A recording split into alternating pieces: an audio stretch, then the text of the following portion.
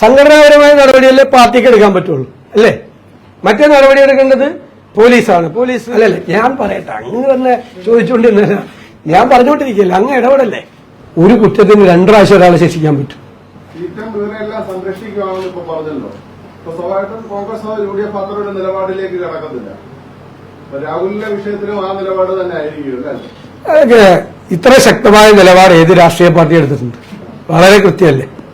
പിന്നെ ഞാൻ പറഞ്ഞതുപോലെ ഒരു കുറ്റത്തിന് 2 പ്രാവശ്യം ഒരാളെ ശിക്ഷിക്കാൻ പറ്റും. സംഘടനാ നടപടി മാത്രമേ ഉള്ളൂ. അല്ല, അത് എടുത്തിട്ടുണ്ടല്ലോ, കൃത്യമായിട്ട് എടുത്തിട്ടുണ്ടല്ലോ. അതൊന്നും ഞങ്ങളെ ബാധിക്കുന്ന വിഷയം. ഞങ്ങൾക്ക് ഇനി അതിനെക്കുറിച്ച് ഒന്നും പറയാനില്ല. ഞങ്ങളുടെ പാർട്ടി അഭിമാനത്തോടു കൂടിയാണ് നിൽക്കുന്നത്. CPM-ൽ റേപ്പ് കേസിൽ പ്രതിയായിട്ടുള്ള ആളുണ്ട്, ഒരു നടപടി എടുക്കാത്ത. മനസ്സിലായി? ഞങ്ങൾക്കൊരു പരാതി പോലും കിട്ടാതെ ഞങ്ങളുടെ ബോധ്യത്തിന്റെ അടിസ്ഥാനത്തിൽ ഞങ്ങൾ കൃത്യമായി നടപടിയെടുത്തു. ഞങ്ങളുടെ സംഘടനയ്ക്ക് ഒരു പോറൽ പോലും ഏക്കില്ല. കാരണം അത്ര ശക്തമായ നടപടിയാണ് ഞങ്ങൾ സ്വീകരിച്ചത്.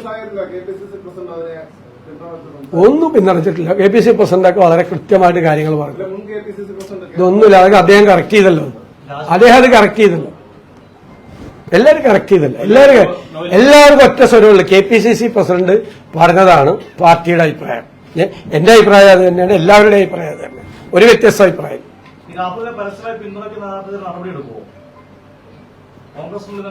അതിലൊന്നും യാതൊരു പ്രസക്തിയില്ലാത്ത ചോദ്യം.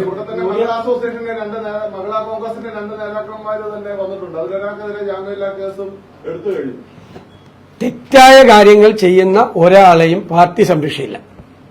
തിരഞ്ഞെടുപ്പെടുത്ത കാലത്തെ രാഹുൽ മാങ്കൂട്ടത്തിന്റെ പേരിൽ പാർട്ടിക്കുള്ളിൽ തന്നെ 2 ചേരിയായോ? ഒരു ചേരിയില്ല. അതൊക്കെ വെറുതെ. അതൊക്കെ എന്താന്ന് വെച്ച് കഴിഞ്ഞാൽ ഈ വിഷയം, ഈ ശബരിമല വിഷയം തെരഞ്ഞെടുപ്പ് അജണ്ടയിൽ നിന്നും മാറ്റി വേറെ വിഷയം കൊണ്ടുവരാൻ. ഇത് എത്ര നാൾ മുമ്പ് നടന്ന വിഷയമാണ്, എത്ര നാൾ മുമ്പ് ഞങ്ങൾ നടപടിയെടുത്താണ്. ഇത് വീണ്ടും ഈ വിഷയം കൊണ്ടുവന്ന് ഈ ശബരിമല വിഷയത്തിൽ നിന്ന് ഒളിച്ചോടാനുള്ള സർക്കാരിന്റെ ശ്രമമാണ്. ഞാൻ നേരത്തെ പറഞ്ഞതുപോലെ അതിശക്തമായ സർക്കാർ വിരുദ്ധ വികാരം ഈ തെരഞ്ഞെടുപ്പിൽ ഉണ്ട്. അപ്പൊ അത് മാറ്റിയിട്ട് വേറെ അജണ്ട കൊണ്ടുവരാൻ വേണ്ടി നടക്കുന്ന വൃദ്ധാശ്രമമാണ്. അതൊന്നും നടക്കില്ല. അല്ലല്ല, CPM-നോട് ആദ്യം നിങ്ങൾ ചോദിക്കുക. അല്ലല്ല, നിങ്ങൾ ഞങ്ങൾ സംഘടനാപരമായിട്ടല്ലേ എടുക്കാൻ പറ്റുള്ളൂ. ബാക്കിയുള്ളത് നിയമപരമായി എടുക്കേണ്ടത് പോലീസല്ലേ? നിയമപരമായി എടുക്കേണ്ട ഏതെങ്കിലും. അല്ലല്ലേ, ഞാൻ പറയട്ടെ, അങ്ങ് തന്നെ ചോദിച്ചുകൊണ്ടിരുന്നില്ല, ഞാൻ പറഞ്ഞുകൊണ്ടിരിക്കില്ല, അങ്ങ് ഇടപെടല്ലേ? ഞാൻ അങ്ങയുടെ ചോദ്യത്തിനല്ലേ മറുപടി പറയണം.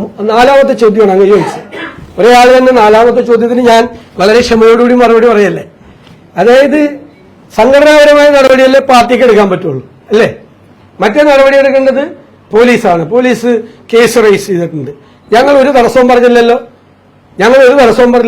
നിയമത്തിന്റെ വഴിക്ക് പോട്ടെ എന്നാണ് KPCC പ്രസിഡന്റ് പറഞ്ഞ അഭിപ്രായം. കറക്റ്റാണ്.